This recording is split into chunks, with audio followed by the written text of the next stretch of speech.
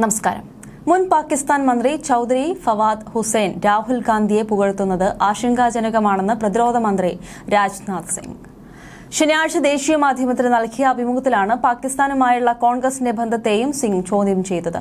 ഇന്ത്യയെ അസ്ഥിരപ്പെടുത്താൻ എപ്പോഴും ശ്രമിക്കുന്ന പാകിസ്ഥാന്റെ രാഹുൽ ഗാന്ധിയോടുള്ള അഗാധമായ സ്നേഹം കോൺഗ്രസ് വിശദീകരിക്കണമെന്ന് പ്രതിരോധ മന്ത്രി രാജ്നാഥ് സിംഗ് ആവശ്യപ്പെട്ടു. ഇന്ത്യയെ അസ്ഥിരപ്പെടുത്താൻ ശ്രമിക്കുന്ന ഒരു രാജ്യത്ത് നിന്നുള്ള ഈ അഗാധമായ സ്നേഹത്തിന് പിന്നിൽ ഒരു കാരണം ഉണ്ടായിരിക്കണം.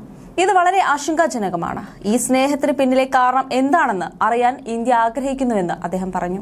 2019 പുൽവാമ ഭീകരാക്രമണത്തിൽ പാകിസ്ഥാൻ കൈകളുണ്ടെന്ന് വീമ്പിളക്കിയ മുൻ പാക് മന്ത്രിയായ ചൌധരി മെയ് 1 എക്സ് പ്ലാറ്റ്ഫോമിൽ രാഹുൽ ഗാന്ധിയുടെ പ്രസംഗത്തിന്റെ ഭാഗങ്ങൾ പോസ്റ്റ് ചെയ്തതിനൊപ്പം രാഹുൽ തീയിൽ കുരുത്തത് എന്ന അടിക്കുറിപ്പോടെ BJP നേതാക്കളെ നിശിതമായി വിമർശിച്ചിരുന്നു.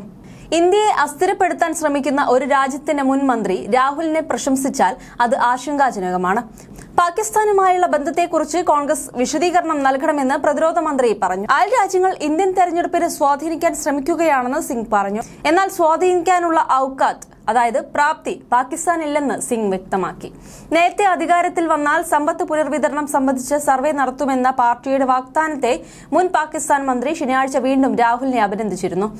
അതേസമയം കോൺഗ്രസ് ആഗ്രഹിക്കുന്ന രീതിയിൽ സമ്പത്ത് പുനർവിതരണം ചെയ്യുന്നത് സമ്പദ് വ്യവസ്ഥയെ തകർക്കുമെന്നും വെനസ്വേലയിൽ സംഭവിച്ചതുപോലെ അനിയന്ത്രിത പണപ്പെരുപ്പത്തിലേക്ക് നയിക്കുമെന്നും സിംഗ് പറഞ്ഞു.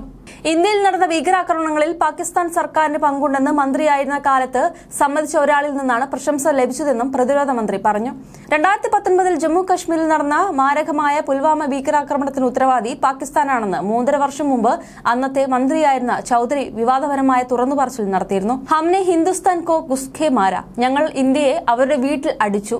പുൽവാമയിലെ ഞങ്ങളുടെ വിജയം ഇമ്രാൻഖാന്റെ നേതൃത്വത്തിൽ ഈ രാജ്യത്തിന് വിജയമാണ്. നിങ്ങളും ഞങ്ങളും ആ വിജയത്തിന്റെ ഭാഗമാണ്, ചൌധരി ദേശീയ മാധ്യമത്തിൽ പറഞ്ഞിരുന്നു.